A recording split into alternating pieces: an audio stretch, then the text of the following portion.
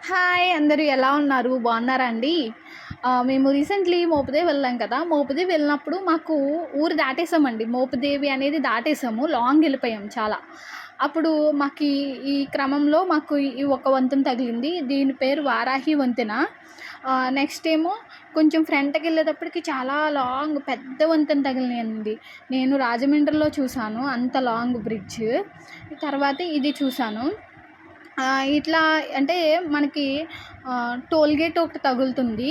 అలాగే old tollgate ఒకటి తగులుతుంది. అంటే ఇటు సైడ్ వెళ్తే అవినిగడ్డ, ఇటు సైడ్ వెళ్తే రేపల్లె అట్లా ఊళ్ళు తగులుతా ఉంటాయంట. ఈ వంతెనైతే ఉందండి చాలా లాంగ్. కానీ లొకేషన్ అయితే ఎక్సలెంట్ అండి. సూపర్ ఉంది. ఇక్కడ పుష్కర్ ఘాట్ ఒకటి ఉంది. అక్కడ ఒక టెంపుల్ ఉంది.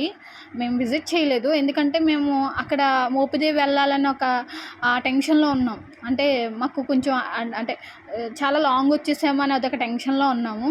కానీ ఇదైతే వెళ్ళే కొలది వస్తూనే ఉంది. ఈ వంతెన బార్డర్ దాటేస్తే గుంటూరు అట్లా వస్తాయంట. అక్కడ ఒక ఆయన్ని అడిగితే మీరు మోపుదేవి దాటొచ్చేసారండి అని అన్నారు.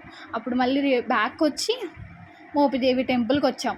కానీ లొకేషన్స్ అయితే ఎక్సలెంట్గా ఉన్నాయండి. చాలా బాగుంది. ఇక్కడ మనం ఏంటంటే పిక్స్ దిగొచ్చు. చాలా ఎక్సలెంట్గా ఉంది. మీరు ఎప్పుడన్నా అటు సైడ్ వెళ్తే విజిట్ చేయండి. ఎక్సలెంట్గా ఉంది అసలు. నాకైతే ఈ మనం ఏదైనా కళ్ళతో చూసినప్పుడు ఆనందం వేరు కదండి. చాలా బాగుంటుంది కదా. మేము విజయవాడ కానీ వచ్చేసామేంటి అని అనుకున్నాం. అంతలా అనిపించింది. ఒక పక్కనేమో టెన్షన్ ఏంటంటే మేము చాలా లాంగ్ వచ్చేసామేమో ఎట్లా ఎట్లా అని. కానీ నేను చాలా ఎక్స్పీరియన్స్ చేశాను. చాలా బాగుంది. అంటే మనం ఆ కళ్ళతోనే ఆస్వాదించాలంటారు కదా ప్రకృతిని అనేది. అవి చూస్తూ నాకు చాలా ఇలాంటివి మనం మూవీస్‌లోనే చూస్తాం. ప్రకృతిని అనేది కళ్ళతో ఆస్వాదించాలని. నా వీడియో మీకు నచ్చినట్లయితే లైక్ చేయండి, షేర్ చేయండి, సబ్స్క్రైబ్ చేసుకోండి friends. Thank you so much. ఇలాంటి మరిన్ని వీడియోస్ అప్లోడ్ చేస్తాను.